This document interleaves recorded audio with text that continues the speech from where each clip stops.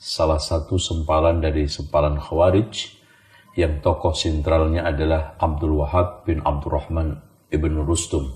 Hal ini menegaskan bahwa faham yang dibawa atau yang diikuti oleh Abdul Wahab bin Rustum bukan aliran Wahabi, tetapi Wahbiyah.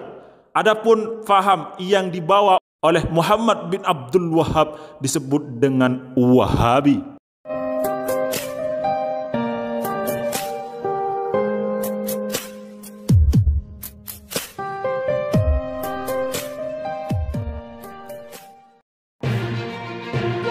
Ustadz Salafi Wahabi sering menyebut nama Abdul Wahab bin Rustum.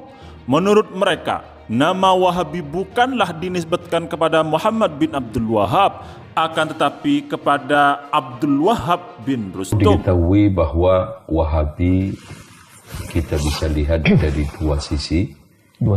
Wahabi warisan historis yang tidak lain adalah firqah, salah satu sempalan dari sempalan Khawarij yang tokoh sentralnya adalah Abdul Wahab bin Abdurrahman ibn Rustum. Lalu siapakah Abdul Wahab bin Rustum dan apa akidahnya? Benarkah nama Wahabi dinisbatkan kepada Abdul Wahab bin Rustum?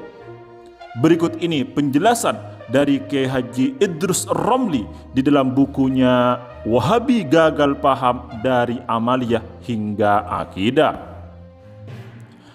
Kata beliau dalam tulisannya, banyak beredar kerancauan terkait penisbatan istilah Wahabi kepada Muhammad bin Abdul Wahab. Mereka menyatakan bahwa Wahabiyah didirikan oleh Abdul Wahab bin Rustum, bukan Muhammad bin Abdul Wahab. Siapakah sebenarnya Abdul Wahab bin Rustum? Benarkah ia pendiri Wahabiyah? Dalam kitab Tarikh Ibnu Khaldun dijelaskan sebagaimana berikut.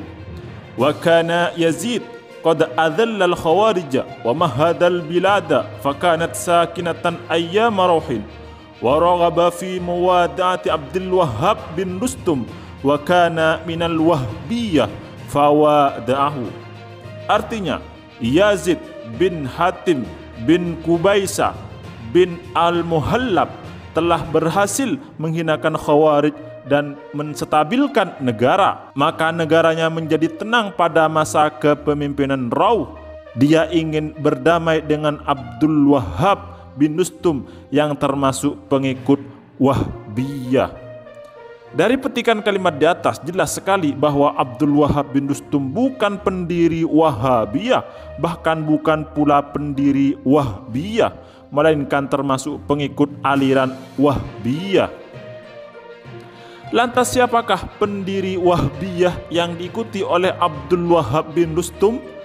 Pendiri Wahbiyah itu bernama Abdullah bin Wahab Ar-Rasibi, sedangkan pendiri Wahabiyah atau Wahabi adalah Muhammad bin Abdul Wahab. Jadi sebenarnya ajaran yang disebarkan oleh Abdul Wahab bin Abdurrahman bin Rustum itu bukan Wahabiyah, akan tetapi Wahbiyah. Lalu kenapa ajarannya disebut Wahbiyah? Apakah Wahbiyah itu nisbah kepada Abdul Wahab bin Rustum? Ternyata juga bukan, karena ajaran Wahbiyah tersebut adalah nisbah kepada Abdullah bin Wahb bin Ar-Rasibi.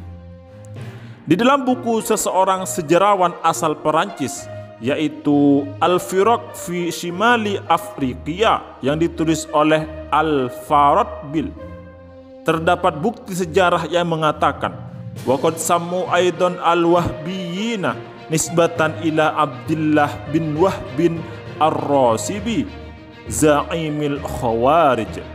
Artinya mereka dinamakan Wahbiyin karena dinisbahkan kepada Abdullah bin Wahb bin Ar-Rasibi, pemimpin Khawarij.